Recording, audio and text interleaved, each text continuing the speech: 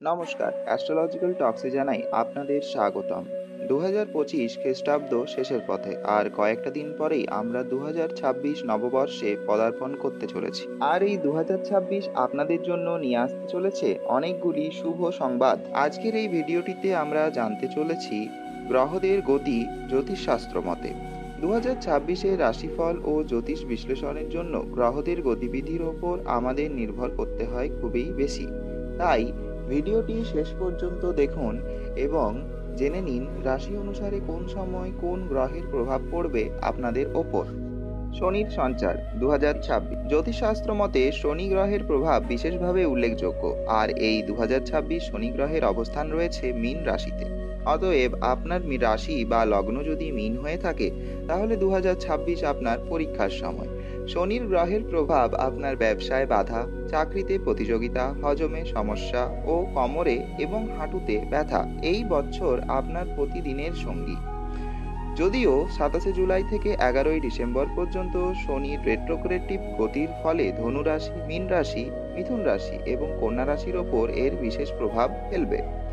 তবে আপনাদের মনে রাখতে হবে, শনির প্রভাব আপনার পদক্ষেপের মধ্যে দৃঢ়তা ও আপনার জীবনে স্থায়ী সাফল্যের জন্য অবশ্যই দরকার। বৃহস্পতির সঞ্চার 2026 শনি গ্রহের সাথেই জ্যোতিষশাস্ত্রে গুরুত্বপূর্ণ স্থান রয়েছে বৃহস্পতি গ্রহের। আগামী 2026-এ বৃহস্পতি 2রা জুন 2026-এর মধ্যে মিথুন রাশি থেকে কর্কট রাশিতে প্রবেশ করতে চলেছে এবং বছরের শেষ দিকে অর্থাৎ 31শে অক্টোবর 2026-এর কাছাকাছি আবার কর্কট রাশি থেকে প্রবেশ করতে চলেছে সিংহ রাশিতে।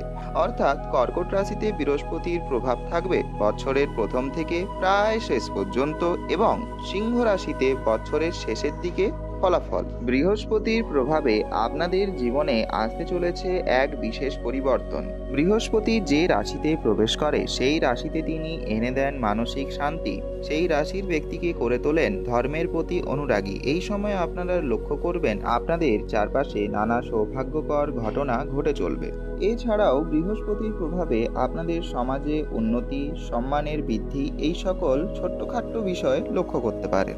এবং অবশ্যই জ্যোতিষশাস্ত্রের নবগ্রহের তালিকাভুক্ত না হয়েও যে দুই অস্তিত্ব আমাদের ওপর প্রভাব বিস্তার করে বিশেষভাবে তারা হলো রাহু ও কেতু।